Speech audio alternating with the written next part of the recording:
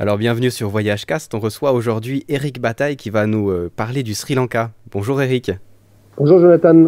Alors comment vous allez depuis la dernière fois où nous avons parlé du Zimbabwe? Eh bien, le ciel est toujours gris, il pleut, et c'est toujours aussi triste, les rues de Paris. Ah malheureusement je crois que ça va rester encore comme ça pendant quelques mois. Mais bon, on part au soleil vraiment cette fois. D'accord. Bah oui, le Sri Lanka. Alors on a eu envie un peu avec Eric de vous parler au début un peu de la situation, on va dire, politique ou la situation du pays en lui-même, parce que c'est vrai qu'en discutant avec Eric, on s'est aperçu d'une chose, c'est que moi j'étais persuadé que c'était un pays qui était ou en guerre, ou en crise, ou pas vraiment dans une bonne situation, alors qu'en fait ça a changé depuis quelque temps et on n'en a pas forcément entendu parler aux informations. Et donc Eric, qu'est-ce que tu peux nous dire sur la situation du Sri Lanka aujourd'hui? Eh bien, tout va bien depuis, je dirais maintenant, 2-3 ans.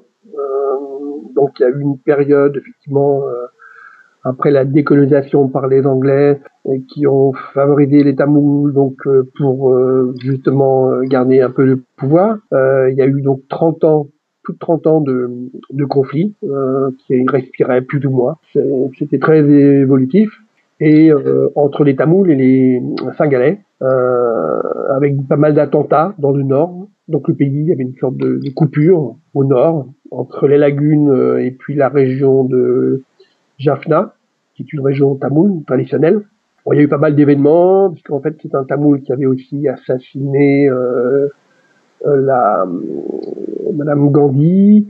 Il y a eu une aide de l'Inde, et puis en 2008, le gouvernement singalais a décidé de mettre le paquet. Parce qu'en fait, ça fait 35 ans que le pays était un peu bloqué au niveau économie, au niveau diplomatique. Ils ont mis le paquet, ils ont été bombardés le nord, et la guerre est arrêtée. Donc, les dernières poches tamoules des Tigres de l'Elam, qui était le mouvement de libération, sont tombés en 2008, mai 2008. Et puis depuis, donc la situation est redevenue normale. Le pays est en pleine reconstruction au nord, parce que le sud, il n'y a jamais eu de problème. Et le gouvernement, donc, qui a gagné cette guerre, sait très bien que il faut passer par l'économie, des infrastructures, des routes. Et donc, le pays est en chantier depuis 2-3 ans. Et l'économie est repartie très vite avec des petits magasins, des grands magasins, de l'industrie, de la pêche. Et une économie qui repose pas sur le minerai, comme d'autres, mais sur une vraie économie locale, quoi, agriculture, pêche, infrastructure et autres. Donc, et le tourisme depuis 3 ans. Donc, l'économie marche très bien. Il y a quand même beaucoup d'optimisme. Et les gens sont à 99% très heureux que la guerre que le conflit soit terminé. Oui, parce qu'effectivement, nous, comme on avait dit, en Europe, en tout cas en Suisse, on rencontre très souvent des Tamouls avec qui on peut parler, qui viennent d'ailleurs pas seulement du Sri Lanka, mais des Singalais. J'en ai jamais vu et a priori, je ne savais même pas qu'il y en avait, alors que au Sri Lanka, eh bien, c'est la communauté qui est la plus grande. De très loin, oui, les 3 quarts, mais comme la vie a toujours été relativement facile, même pour les gens pauvres, assez pauvres. Il y a tout, il y a toujours dans les jardins, il y a des légumes, des fruits, le climat, la culture. Donc les gens n'avaient pas tendance à immigrer, sauf effectivement la minorité tamoule au nord, quand il y a eu les bombardements, les massacres, ou bien l'isolement sur la région nord, ont eu tendance à immigrer en Europe, à recréer une diaspora politisée, qui était aussi d'ailleurs racketée par les mouvements tamouls du Sri Lanka, des Tigres. C'était en fait la voix qui portait le plus, c'était celle de la minorité tamoule en exil, quoi. Et puis, depuis, beaucoup de gens reviennent, tamouls, singalais. Enfin, il y a peu de singalais à l'étranger, mais tout le monde revient parce que finalement, on est beaucoup mieux chez soi, surtout quand on a une économie qui fonctionne et que le pays est quand même très, très agréable et très beau. De bonnes nouvelles, donc, autant, enfin, beaucoup pour eux, et puis aussi un peu pour nous, parce que ça va nous permettre de pouvoir voyager dans ce pays aussi, qui était peut-être avant quand même un peu dangereux. Alors, le Sri Lanka, pour se donner une idée, c'est un peu au sud de l'Inde. D'ailleurs, est-ce que ça ressemble à l'Inde un peu ou pas du tout? C'est un petit peu comme, je dirais, le sud de l'Inde, le Tamil Nadu, mais qui n'aurait pas beaucoup changé. C'est-à-dire qu'en Inde, tout va très vite, que ce soit au Rajasthan ou certaines régions où on construit des autoroutes, des péages, des hôtels ultramodernes. Il n'y a pas eu ce cas au Sri Lanka. Il y a eu du tourisme depuis toujours, mais très limité, des petits groupes. Et donc les hôtels étaient des hôtels traditionnels avec une très belle architecture, des petites tailles. Il n'y avait pas des groupes de 50 personnes qui déboulaient, donc ça a toujours été maîtrisé. Et le réseau routier était moyen, donc c'est pas très grand comme pays, mais ça prenait du temps pour circuler.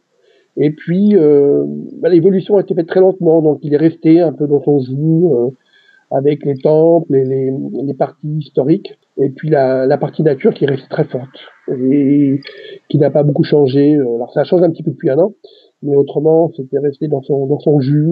Donc je dirais l'Inde va beaucoup plus vite et change beaucoup plus rapidement. Vous avez eu l'occasion d'aller plusieurs fois au Sri Lanka, hein, et dernièrement même, si je me rappelle. La dernière fois, c'était cette année, mais sinon depuis une dizaine d'années, je vais régulièrement. Alors, je suppose qu'on atterrit alors à la capitale économique qui est Colombo, qu'on connaît parce qu'on en a déjà entendu parler. La capitale politique, elle, a un autre nom qui est un peu plus compliqué. Alors, je ne sais pas si vous arrivez à le prononcer, mais moi, on vous le fait très bien, je vous écoute. Alors, attendez que je retrouve ça, en fait. Alors, ça s'appelle Sri Jayawardenepura. Voilà. Ça, désolé pour tous les Sri Lankais qui nous écoutent, mais ça doit ressembler à ça. Alors, les deux villes sont vraiment très proches puisqu'elles sont éloignées de 15 km. Vous me disiez avant d'ailleurs qu'elles sont à peu près collées, et c'est sans doute pour ça aussi qu'on entend plus parler de Colombo. Alors, je suppose que quand on arrive de la France ou de la Suisse, on arrive à Colombo à l'aéroport, non ? Oui, on arrive à l'aéroport de Colombo, qui n'est pas très loin de la capitale, en fait, de la capitale, en fait, souvent capitale. Colombo, la ville économique, politique, le pouvoir est là, pratiquement sur le port. Et donc, on est à une demi-heure, même pas du centre-ville. Alors avant, on ne restait pas. Il y a très peu de gens qui restaient à Colombo parce que il y avait, comme c'était le pouvoir, il y avait pas mal d'attentats, donc on ne pouvait pas circuler, on ne pouvait pas se garer, on ne pouvait pas ouvrir les fenêtres des hôtels. Et depuis donc 2-3 ans, donc la ville, on la redécouvre. C'est une ville qui est une grande ville, on doit avoir 1 million et quelques, mais il y a beaucoup de charme parce qu'elle n'a pas été polluée encore par du tourisme. Donc il y a un mélange au nord, sur la rade où il y a le palais, le pouvoir, les grands hôtels, et puis des faubourgs qui vont à la fois vers le nord et vers le sud, sur à peu près une quinzaine de kilomètres. Ça ressemble un peu à, il me semble que j'ai vu quelques photos, ça ressemble quand même à beaucoup de capitales, avec quand même des grands bâtiments, un centre économique qui est peut-être pas si grand que ça, mais qui est quand même impressionnant. C'est vraiment, il y a un World Trade Center avec 2 tours, mais qui doit faire, je dirais, 25 étages, donc on n'est pas dans le très haut. Et puis, les tours de 25-26 étages, il y en a quelques-unes, mais très peu. Sinon, c'est beaucoup de bâtiments coloniaux. Et puis après de banlieues avec des petites maisons ou des choses comme ça. Donc c'est pas on n'est pas encore sur une ligne de gratte-ciel du tout. Et est-ce qu'on y reste justement un peu? Alors vous disiez avant, qu'est-ce qu'il y a à voir à Colombo? Alors il y a tout le centre-ville qui est limitrophe de la rade, qui était interdit mais qui est avec des bâtiments coloniaux, des marchés populaires comme Peta, où on trouve de tout, c'est-à-dire d'immenses souks. Et puis on a des temples. Gandarama, qui est un temple 5-6 minutes à pied du centre-ville, avec un petit orphelinat d'éléphants, avec des cours, avec beaucoup de fleurs, d'arbres, les dons des fidèles, c'est vraiment très beau, des temples traditionnels bouddhistes. Et on a aussi, par exemple, au nord-est, à 10 minutes, on a un canal qui s'appelle le canal hollandais, qui longe la côte, qui est en fait en pleine forêt, avec des varans, on trouve toutes sortes d'oiseaux, des petites maisons, et qui remontent vers le nord. Donc on a vraiment une ville qui est cernée par il y a les plages, il y a la partie forêt, qui longe en allant vers la partie tamoule, et puis on a comme des sites culturels, des sites historiques, des sites religieux, et c'est vraiment très très beau quand même. Des éléphants, vous en avez parlé, alors effectivement il y en a au Sri Lanka. Est-ce que c'est comme en Inde où on en trouve un peu... Pas partout, on va dire, mais moi je sais que au Rajasthan, on en trouve au bord des routes, il y en a même qui nous amènent dans les temples. Est-ce que c'est un peu la même chose? On a les éléphants qui sont intégrés à la vie, en fait. Voilà, et en fait, il y a il doit y avoir 1 ou 2 milliers d'éléphants sauvages. Et puis, bon, les chiffres sont pas très connus, mais il y a au moins 1 ou 2 milliers d'éléphants domestiques qui servent à la fois dans les travaux des champs, les agrumes, le bois, et qui servent aussi pour toutes les fêtes. Il y a vraiment beaucoup de fêtes religieuses pour les processions. Et donc c'est vraiment culturellement, on en trouve, c'est très important, et on en trouve au bord des rivières, en train de prendre de bains, d'être lavés. Et puis il y a 2 orphelinats justement où on essaie de les sauvegarder, les petits, parce que c'est pas toujours évident vu la pression foncière.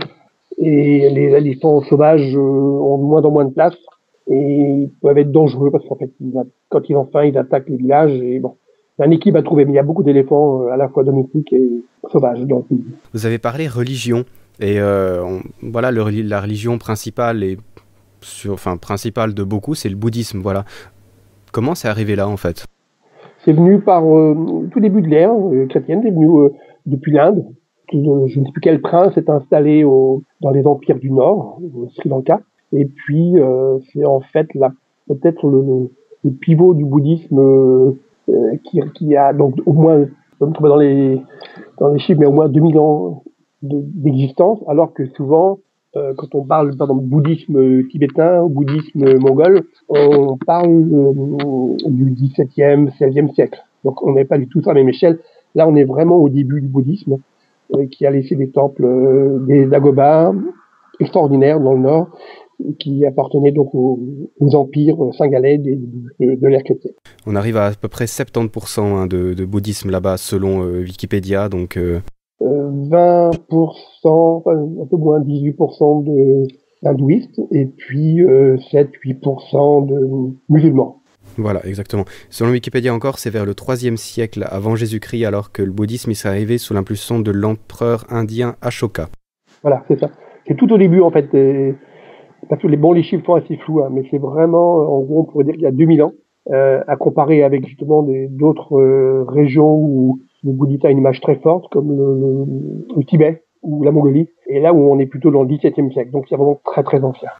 D'ailleurs, on voit, il y a des temples qui ont l'air vraiment étonnants. J'ai l'image, alors, que vous avez certainement déjà vu aussi, c'est le Bouddha couché de Polonnaruwa. Polonnaruwa, qui est un très beau Bouddha, mais il y en a aussi d'autres qui sont debout, près de Hakuna, qui doit faire 18 mètres de haut, qui est creusé dans la falaise. Il y a juste le coude qui n'a pas été coupé, mais comme de la dentelle. Et donc il y a une statuaire qui est vraiment extraordinaire. On peut se rendre facilement dans ces temples, parce que je suppose qu'ils sont encore... on s'en sert de ces temples, hein, c'est pas simplement des monuments, c'est... Aucun problème. Le seul problème, c'est que certains coins comme Hakuna ont des petites routes en pleine forêt, sont très belles, qui sont pas forcément bien entretenues, mais sinon, il y a aucun... C'est très facile, c'est sûr. On paye un petit droit d'entrée, et puis... même s'il y a une procession ou une cérémonie, les gens sont vraiment très tranquilles. Il n'y a vraiment aucune difficulté. Oui, mais c'est vrai que, je sais pas, alors j'ai pas connu toutes les religions, bien sûr, mais il me semblait que le bouddhisme était quand même assez ouvert, justement, au niveau de ce partage-là. Je me rappelle, quand j'étais dans le Cachemire, justement, on pouvait facilement discuter avec les moines, malgré la langue qui était un peu un problème, mais il m'a semblé que c'était quand même, oui, assez ouvert et pas très... je sais pas comment dire, on ose, même s'il y a il faut respecter, mais on peut facilement parler avec les gens, même si c'est un moment de culte pour eux, en fait.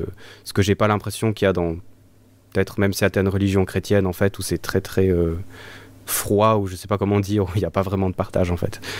Oui, en fait, c'est pas dogmatique. En fait, donc, on hésite souvent à appeler le bouddhisme une religion, entre religion, mode de pensée, philosophie.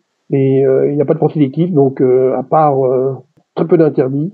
On ne photographie pas un Bouddha de face, du tout. Mais autrement, les gens sont vraiment très très tranquilles. Et alors sur l'hindouisme, ça sera beaucoup plus, il y aura plus de codes, d'interdictions, d'obligations.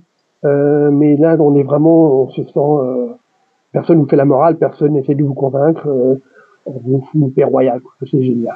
D'accord, tant mieux, hein. Si seulement on pouvait être un peu plus calme avec les religions, ça aiderait pas mal certaines parties du monde.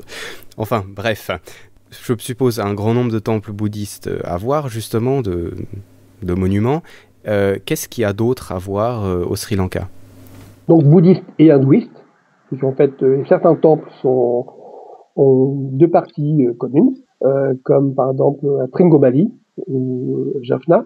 Sinon, il y a tout ce qui est déjà culture générale, une culture qui n'a pas beaucoup changé. Les gens ont gardé un mode de vie traditionnel. Donc les femmes s'habillent toujours en sari, les hommes ont une sorte de petite jupe locale. L'habitat est un habitat mixte urbain campagne. On a donc une ambiance qui n'a pas encore été modernisée, je dirais. Des paysages de côtes avec beaucoup de plages, des cocoteraies, des forêts, et puis les montagnes du centre qui dépassent les 2000 mètres, où l'été est très agréable, un peu frais, pas de neige mais pratiquement du Brésil, et beaucoup d'animaux entre les éléphants, ceux dans des varans, des oiseaux. Donc c'est vraiment un pays très riche sur finalement une surface assez petite. Au niveau mode de vie un peu ancien, j'ai vu des images, alors je sais pas si vous l'avez vu aussi, je suppose si vous y avez été, une façon de pêcher assez spéciale en fait au bord des côtes, où ils plantent des bâtons dans le sable en fait, et où ils se mettent assis sur des espèces de toutes petites plateformes, et puis ils pêchent depuis là. Ça se voit ça encore là-bas? Oui, mais c'est vraiment plutôt pour les touristes. C'est encore, il y a 4, on les revoit encore, mais en général, les gens, ils restent pas trop longtemps, ils sont sur le bord de la plage et ils vont. Donc ça, c'était encore vrai il y a 4-5 ans. Maintenant, ça existe toujours, mais c'est pour la photo. D'accord. En tout cas, les photos sont jolies quand même. Ils sont toujours avec des praos, des catamarans, partent au large. La mer est pas évidente, donc ça, c'est toujours traditionnel. Et il suffit d'aller sur la côte ouest, vers Negombo ou au nord, vers Putalam, de voir les pirogues qui partent le matin, qui rentrent. Alors que c'est quand même un océan assez difficile parfois, qui dépend de la mousson. Est-ce que comme dans certains pays, on peut aller pêcher avec les pêcheurs? Je sais que ça se fait, on parlait du Cambodge par exemple la dernière fois, où on peut aller facilement justement explorer ces modes de vie traditionnels en fait. Oh oui, c'est très facile. Hein. Le seul, faut faire attention simplement à la météo, que l'océan Indien peut être très dur. Et comme par exemple se baigner sur la côte ouest. La côte est est relativement plus facile, mais la côte ouest, tout dépend de l'été, par exemple, c'est un peu la mousson qui arrive août-septembre. La mer peut être dangereuse avec des courants, un peu comme des baïnes. Et donc, aller sur un catamaran, oui, mais il faut faire attention et être sûr qu'on est avec des pêcheurs compétents. Est-ce qu'on fait de la plongée au Sri Lanka? Il me semble que j'ai vu ça, mais... On fait de la plongée, mais je dirais que c'est pas une destination pour ça, à part la partie nord, au nord de Tringomali, donc qui est la partie est, l'ancienne partie de Tamoul, qui est ouverte maintenant au tourisme. Mais bon, on n'est pas sur des sites comme la mer Rouge ou les Maldives. Il y a quand même, il y a des coraux, mais il y a eu c'est pas mal de dégâts avec le tsunami, et on n'a pas la même beauté sous-marine. L'océan Indien est assez agité, hein, donc on n'est pas sur ces lagons avec ces eaux transmissibles. Les plages sont extraordinaires, mais avec des vagues, avec des cocotiers qui penchent, avec des alizés. Mais je dirais, on n'est pas comparé avec des fonds mer Rouge, Maldives ou bien océan Indien, de l'Afrique, pardon. Ouais, donc à profiter si on est là-bas, mais pas forcément aller au Sri Lanka seulement pour ça. Non, je ne pense pas du tout. D'accord. J'ai vu aussi qu'il y avait, alors j'avais vu ça en Afrique, c'est des hatcheries. Comment ça se dit déjà en français? Pour les bébés tortues, vous savez, Oui, des nurseries. Des nurseries, voilà, exactement. Je suis mauvais. Donc il y avait des nurseries. Est-ce que vous avez été en voir aussi? Oui, il y en a sur la côte ouest, pas très loin de Negombo aussi. On peut voir même le soir, on peut se balader et puis attendre, voir les tortues pondre et puis les petites tortues sortir et aller à la mer. Donc ça, c'est aussi assez facile. Les endroits sont préservés et surveillés. Ouais, parce que ça, c'était quelque chose que j'avais toujours voulu voir. Et en effet, faut quand même avouer, un petit bébé tortue quand il va à la mer, c'est très très mignon. Il faut profiter. Donc ça, on peut le voir sans problème. Hein. C'est bien préservé. Il n'y a pas vraiment de braconnage. Au niveau des animaux, alors pendant qu'on est sur le sujet, on a parlé des éléphants avant, mais est-ce qu'on fait des safaris comme en Afrique, ou bien est-ce que justement c'est très sauvage, donc on se promène et puis si on tombe sur quelque chose, tant mieux? Il y a à peu près, je dirais, 4-5 grandes réserves. La plus belle est Yalé, dans le sud-ouest. qui est donc une réserve très belle parce que les paysages, il y a de la montagne, il y a des monolithes, beaucoup d'animaux.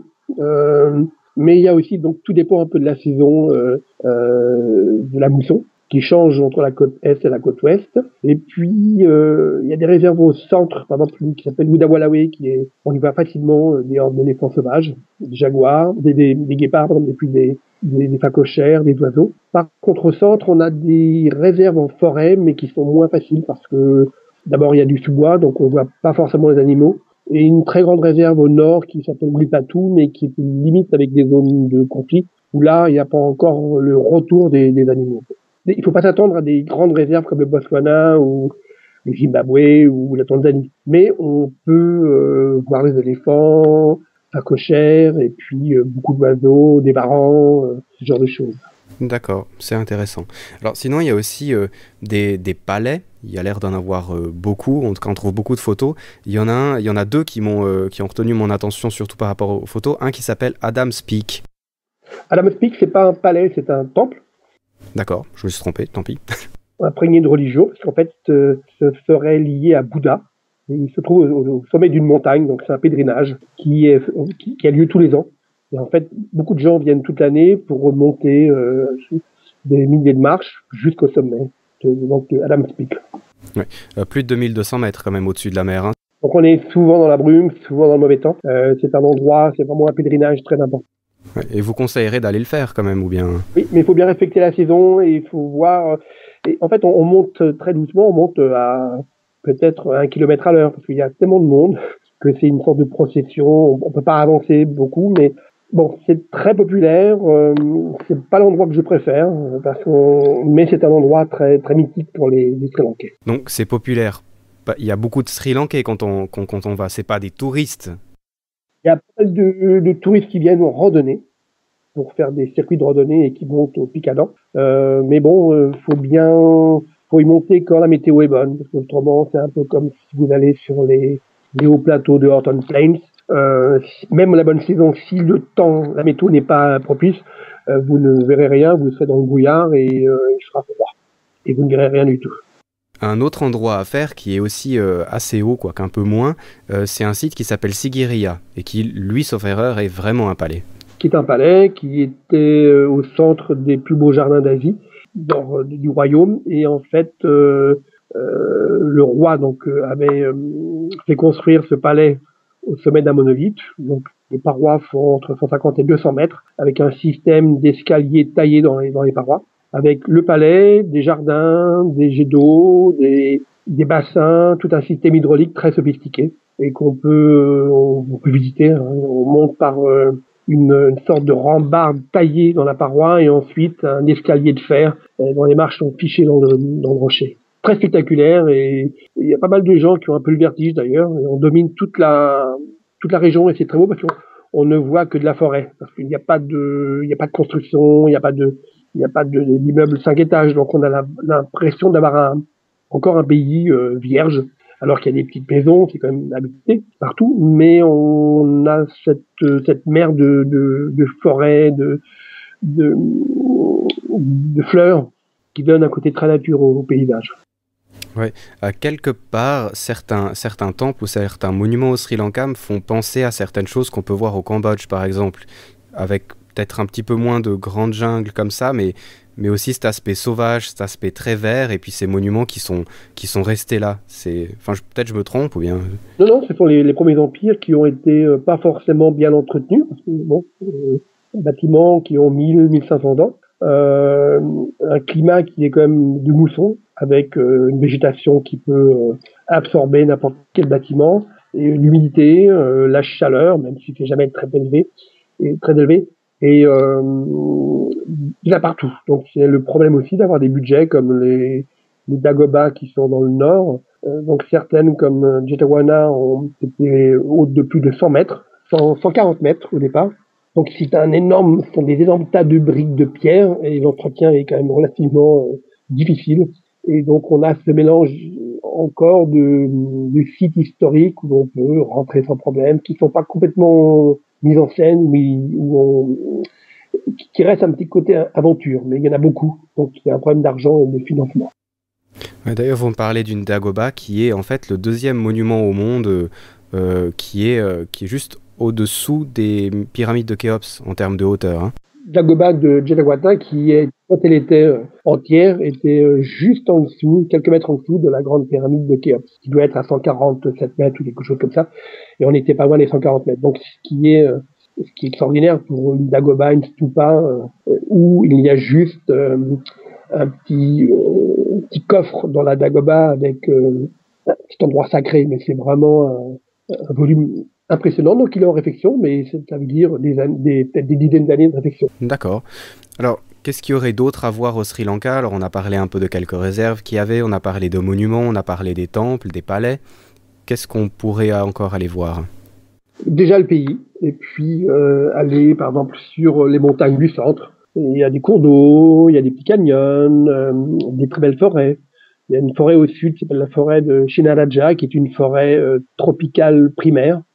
Bon, alors, des fois il y a des sangsues, mais il y a beaucoup d'oiseaux qu'on trouve qu'au Sri Lanka. Donc tout le côté nature, le côté randonnée facile. On peut descendre des rivières en allant vers le sud aussi, vers la région de Ratnapura. Et puis les plages, avec vraiment des villages de pêcheurs encore, et puis des plages très belles. Donc il faut quand même surveiller la mer parce que c'est pas toujours facile, mais la vie, c'est un ensemble de choses en fait de Sri Lanka, de vie culturelle, de gastronomie qui est très bonne, beaucoup de produits alimentaires de toutes sortes, un habitat. Les hôtels sont souvent encore traditionnels, donc sont bois, pierre, très aérés, et puis des gens très faciles, très gentils, très cool, pas de prosélytisme, donc je disais. Et donc c'est l'ensemble qui fait qu'on y reste et on s'y sent très bien. Pour se rendre dans les forêts dont vous avez parlé, comment est-ce qu'on fait? Parce que est-ce qu'on prend un guide? Est-ce qu'on peut aller se promener comme ça avec son sac à dos? Comment on s'organise? Il n'y a pas vraiment... On peut prendre un guide, mais on peut aussi se débrouiller seul si on connaît, avoir un petit GPS. Il y a des cartes qui existent maintenant. Bien se renseigner. Il n'y a pas de risque, il n'y a pas beaucoup de serpents dangereux, ni d'araignées. Et peut-être l'endroit le plus difficile, je dirais, c'est la forêt au sud de Shenalaja, car elle a beaucoup de sangsues. Donc bon, pas mortel, mais c'est un peu désagréable. Tout dépend de la saison, si elles ont faim ou pas. Mais autrement, on peut se balader en montagne tout seul. Il suffit de savoir un petit peu repérer une carte, regarder autour de soi, prendre des repères et avoir un peu de prudence. Au niveau des déplacements dans le pays en lui-même, pour se déplacer entre les endroits, est-ce qu'il y a des trains, est-ce qu'il y a des transports en commun, est-ce qu'on loue une voiture? C'est quoi le moyen le plus aisé pour voyager? Les transports en commun les autocars sont assez dangereux. Les chauffeurs sont assez allumés souvent. Donc ça, on oublie. Jusqu'il y a maintenant, la meilleure façon, même la plus économique, pratiquement, était de prendre un chauffeur avec une voiture ou un petit fourgon et de partager. Donc là, on est totalement autonome. On ne loue pas ni de moto ni de voiture parce que c'est quand même très dangereux.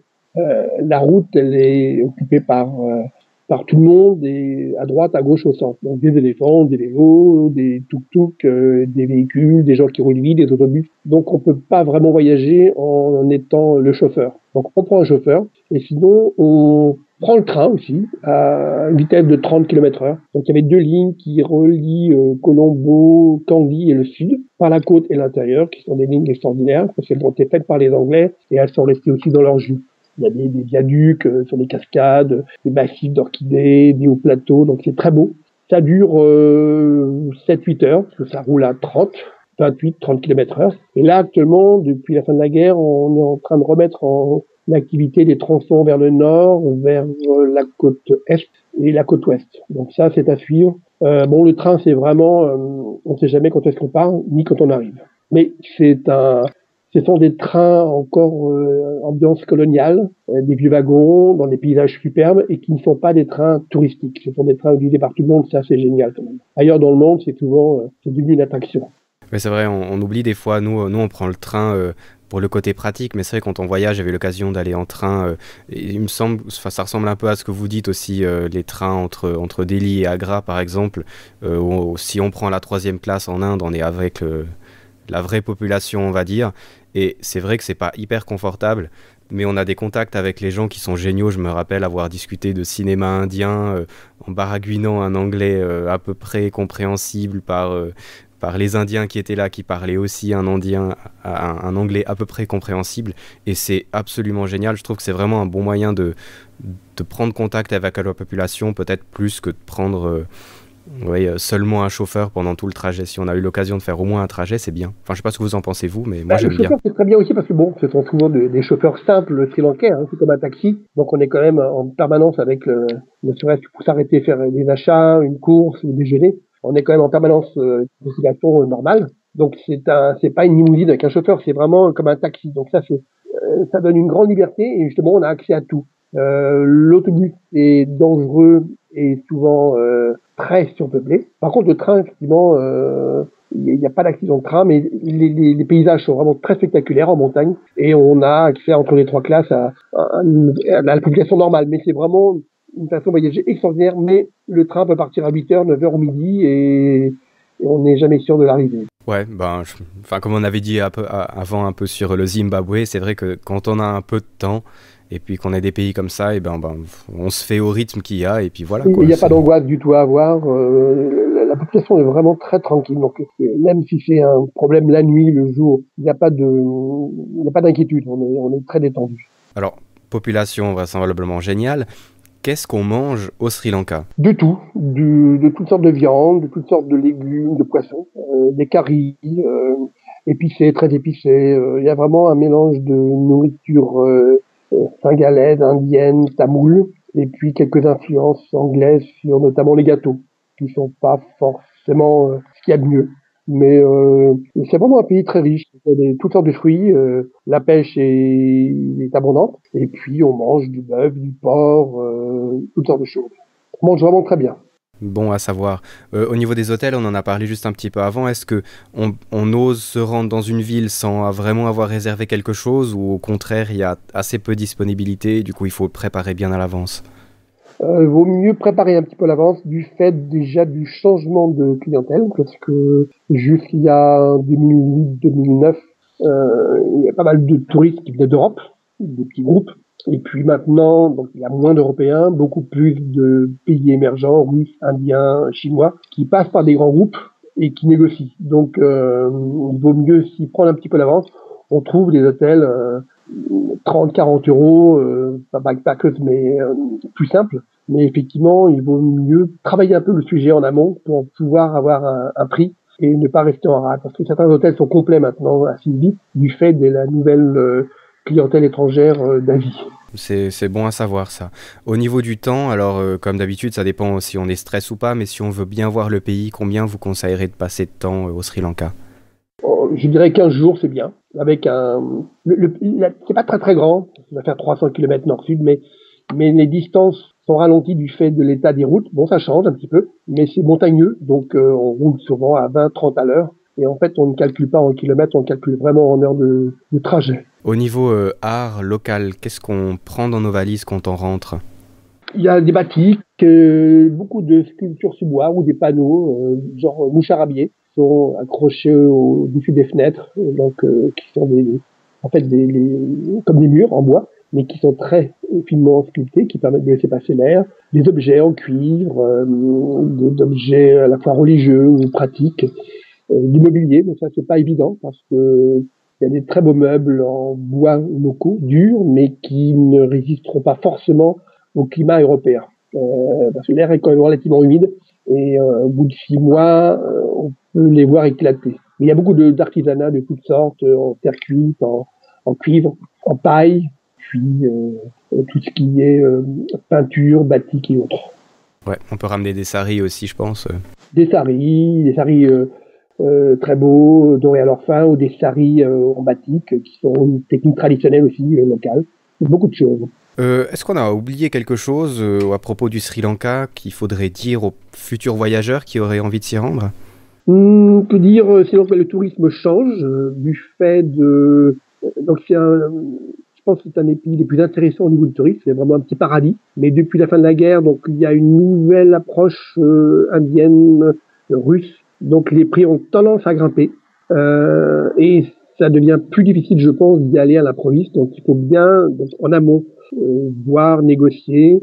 Et on peut passer par des gens directement sans intermédiaire, par des guides locaux, des chauffeurs locaux. Ça coûte moins cher. Parce que les prix ont quand même beaucoup augmenté depuis 2-3 ans. D'accord, donc peut-être un peu comme le Zimbabwe, c'est un peu le moment de s'y rendre avant que ça devienne trop cher pour la plupart d'entre nous, peut-être. Voilà, parce qu'en fait, c'est vraiment un pays extraordinaire au niveau... c'est vraiment Ceylan était une île préservée. Et puis, bon, tout le monde se doutait un peu qu'avec la fin du conflit, il y aurait un afflux de touristes. Mais c'est un tourisme différent, de groupes différents, donc je disais des pays émergents. Et les hôteliers se rattrapent un peu trop. L'État a mis des taxes, donc il faut bien choisir. Et bien, les prix ont quand même pas mal augmenté, donc il faut bien en profiter, mais vérifier avant quand même. Mais ça risque d'être... alors bon, les prix deviennent élevés pour une clientèle européenne. C'est pas sûr que ça dure, mais je pense qu'il faut pas trop traîner, non plus pas trop tarder pour y aller.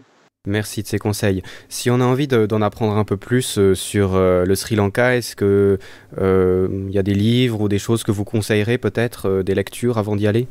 Il y a un livre qui a été écrit par Avanti aux éditions du Dauphin, qui est le seul livre sur la langue singalaise et sur le Sri Lanka, partie singalaise, qui permet de se débrouiller. C'est un outil de travail pratique, simple, qui permet d'échanger, de dire bonjour, au revoir, comment ça coûte. Et puis sinon, vous avez au moins 7-8 millions d'éditions qui ont publié des guides que je ne citerai pas, mais qui sont des guides de voyage avec des informations pratiques et autres, notamment le Routard, qui a publié la première édition depuis 7-8 ans l'année dernière. Et sur Internet, on trouve de tout. C'est vraiment... les Sri Lankais sont très bons en informatique, ont des très bons sites et on arrive à avoir tout en direct. Oui, vous avez aussi écrit, comme on a dit la dernière fois, quelques articles sur le Sri Lanka sur votre blog. Ce sera bien sûr en lien sur l'émission, parce que c'est intéressant et puis c'est un regard aussi un peu justement différent, comme on le disait au début, sur le Sri Lanka. D'accord. Eh ben, merci beaucoup. Je vous en prie, c'était un plaisir. Voilà, j'espère qu'on aura motivé des gens à aller au Sri Lanka, parce que ça a l'air en tout cas d'être un très beau pays. Et puis je vous souhaite une bonne soirée, malgré le fait qu'il fasse gris et froid. On va mettre un petit peu de soleil, on va essayer. Voilà, exactement. Allez, à la prochaine. Au revoir Jonathan.